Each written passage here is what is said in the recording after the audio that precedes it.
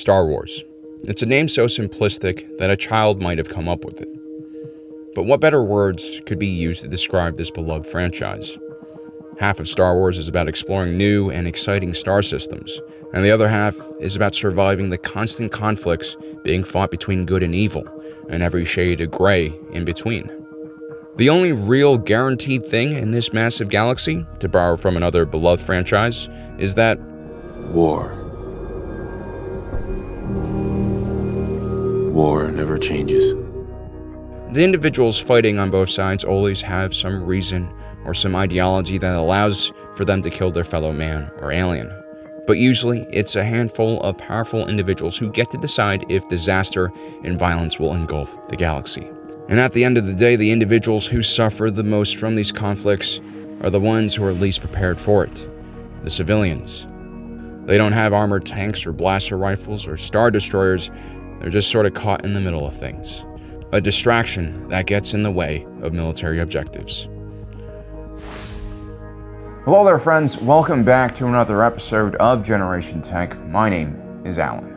The Clone Wars and the Galactic Civil War are the two conflicts that most Star Wars fans have heard of. And while they were both extremely devastating for the wider galaxy, on a list of bloodiest conflicts in Star Wars, they actually don't rank as high as you would think. Today, we'll be taking a look at what I believe are the three bloodiest periods in Star Wars history.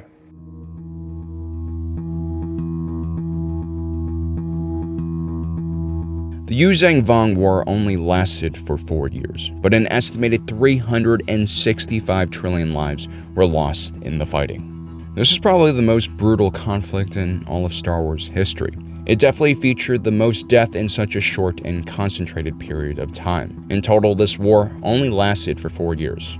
And this is because the Yuzheng Vong arrived to conquer the known galaxy. They were waging a war for their own survival. Their own galaxy had been destroyed by a race of sentient machines, and they barely managed to survive the trip across the empty space between galaxies. They had been hardened and radicalized by their traumatic experience, and now they worshiped the gods of violence, pain, and torture. And they carried that hatred with them and used it to fuel their ruthless attacks against the enemies of the galaxy. Early on in the war, the Yuzheng Vong used their Davin Basel gravity technology to send one of Seren moons crashing into its surface. To many Star Wars fans' anger, this actually kills Chewbacca, who was trying to rescue people on the surface of the planet. Remember the Ithorian mayor of Mos Espa? Well, the Yuzheng Vong used an advanced bacteria-based bioweapon to destroy all life on his home planet of Ithor. Not even the mighty Jedi or the Sith had much of an advantage against these warriors because they existed completely outside of the Force. And perhaps the most horrifying moment of the Yuzheng Vong War was when their aggressive offensive reached the heart of the galaxy. Only 2 years after starting their invasion, the Yuzheng Vong fleet reached Coruscant. They proceeded to wipe out the New Republic fleet and all surface forces defending the planet. But instead of just taking over the planet, they began terraforming the surface of the planet with their biotechnology. The idea was to recreate their original lost homeworld of Yuzhan-Tar on this Duracrete jungle. Millions would die during the initial battle, and billions more would die from the terraforming process. This is the first time in Coruscant's history where an occupying power was able to successfully take over the entire planet. Now, if you're unlucky enough to get stuck on Coruscant during this terrible period of time, your best bet for self-defense is actually not a blaster, because Yuzheng Vong armor is really good at stopping blasters. You're much better off picking up a lightsaber, which you totally didn't loot. It was most likely just dropped by a Jedi who became tired from fighting Yuzheng Vong warriors because they're scary. This lightsaber is from Onasaber.com. That is our sponsor for today's video. Lightsabers like this are a great source of light when venturing into the lower levels of Coruscant, which of course are slowly being terraformed into a very dangerous alien world. So you have light and defense in the same package. It's kind of awesome. This lightsaber is called the First Dawn, and it is inspired by Obi-Wan Kenobi's first and second lightsaber, back from his days when he was a general in the Clone Army. Now, this is one of Onasaber's Xenopixel blades, which means it has a LED strip which can be lit separately, creating all sorts of cool effects, including my favorite mode, Blaster Mode.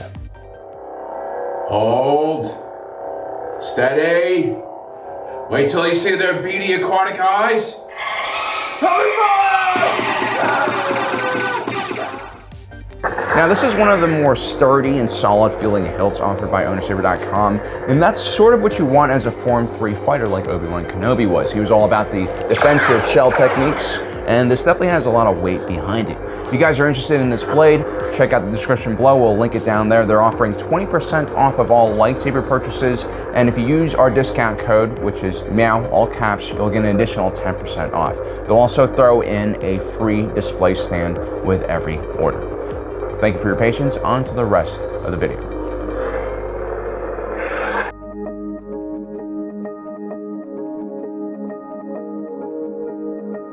Ever wonder why there are so many humans in the Star Wars galaxy and why they seem to be native to so many different planets across the galaxy? Well, that's thanks to an extremely violent and expansionist group of aliens known as the Rakatans.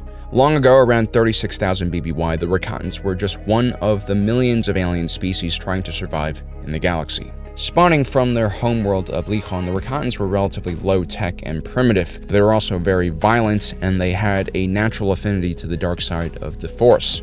A group of aliens known as the Qua eventually arrived onto their planet using a device known as a Force Gate. The Qua were a highly advanced species that had a very enlightened view of the galaxy and the Force. They sent dignitaries to worlds like Lihon to teach the locals about their view of the Force. The Qua would also share with them technologies that would greatly improve the locals' lives. Unfortunately, the Qua completely misread the Rakatans, and they became the first victims of their barbaric empire. The Rakatans would quickly militarize, and instead of adopting a more balanced view of the Force, would fully embrace the dark side. They would even use it to power their many devastating military weapons.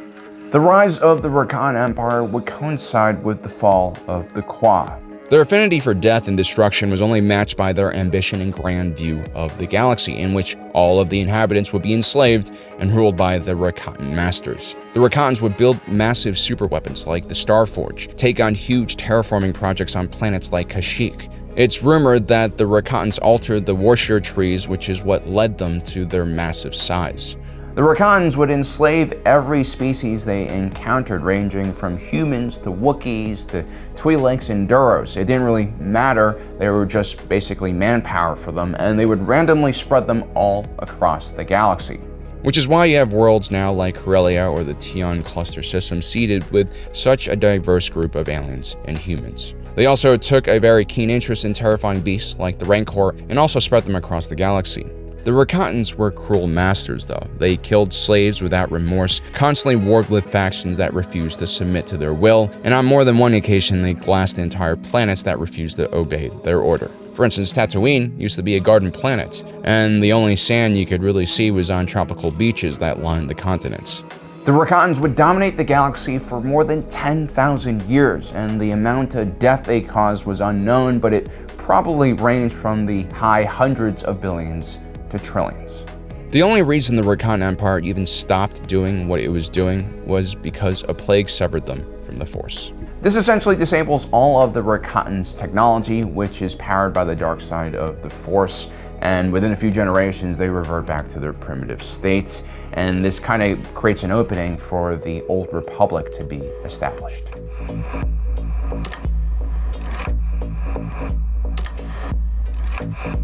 The Mandalorians were always a troubled people. Their warrior culture and mentality made them pretty incompatible with the rest of society, especially with organizations like the Jedi. But the Mandalorians we see in the more recent lore are a shadow of what they once were. During what was known as the Mandalorian Crusade period, these warriors had cut across the galaxy, massacring anyone who stood in their way, and they conquered massive amounts of people and territory. At first, their crusade was limited to the Outer Rim territories around Mandalore like Concord Dawn and Shogun, but eventually they would start venturing closer and closer to the core regions of the Republic.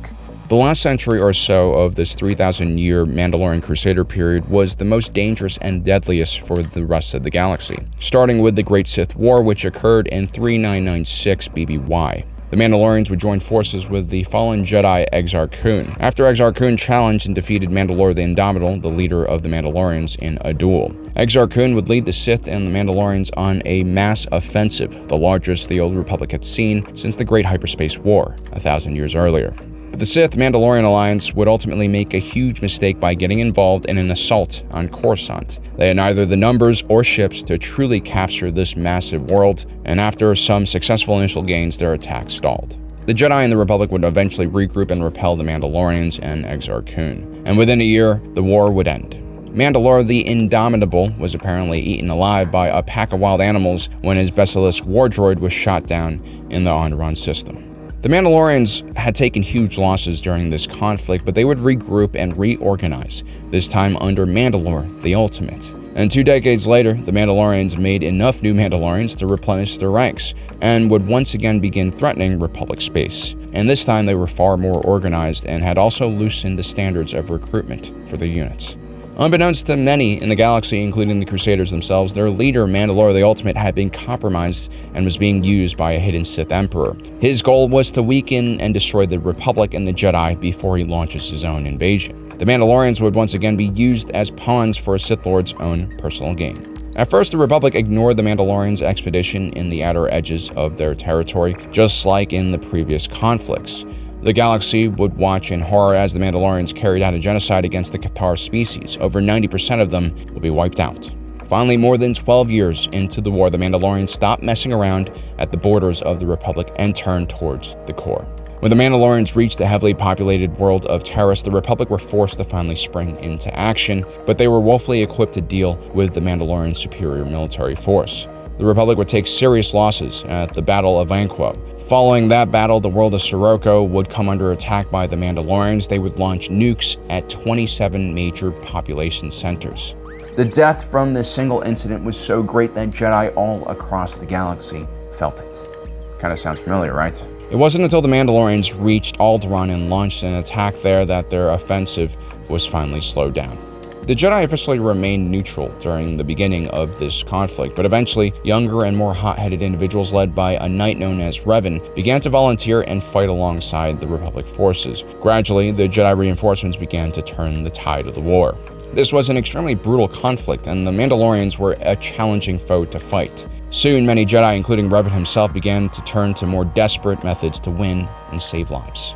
As a result, Revan and many of the Jedi beneath him would drift towards the dark side. During the Battle of Malachor V, Revan would use the terrifying mass shadow generator weapon, which would destroy the entire Mandalorian fleet, but also take out a huge portion of his own fleet. He basically lost his mind at this point and really gone over to the dark side. During this battle, Revan would also challenge Mandalore the Ultimate to a duel. Once he defeated the Mandalore, he would take his mask and hide it so that no other Mandalorian could ever unify their people. The Mandalorian people would be scattered across the galaxy after the war. They would live as nomads, looking for odd jobs and bounty hunting contracts. Their 3,000-year crusade finally came to an end. The sheer amount of death and destruction they left behind was incalculable. Revan would disappear from the galaxy to escape judgment from the Jedi Order and would return 5 years later, starting a devastating Jedi Civil War, which would lead to even more death and destruction. So the prequel, original, and sequel trilogy focus on a 100-year period of time. But individually, none of these conflicts alone even cracked the top 3 deadliest conflicts in Star Wars. Perhaps if the Clone Wars, Galactic Civil War, and the First Order War were lumped together and called the Palpatine War, then maybe they would be listed higher. But then again, you had the New Sith War period, which went from 2000 BBY all the way to 1000 BBY. It was considered one of the worst moments in galactic histories. Historians describe this period of time as the Dark Ages of the Republic. It was this continuous fighting for a millennia that actually led to the Ruusan Reformation and complete disarmament of the Federal military and Jedi Order. As a matter of fact, the 1,000 years preceding the prequels were probably one of the most peaceful times in Star Wars history because of the New Sith Wars. So there you have it, guys. I hope you enjoyed today's episode. Don't forget to subscribe and hit that notification button down below so you don't miss out on the rest of our awesome content. And as usual, my name is Alan, and my allegiance is to the Republic, to democracy.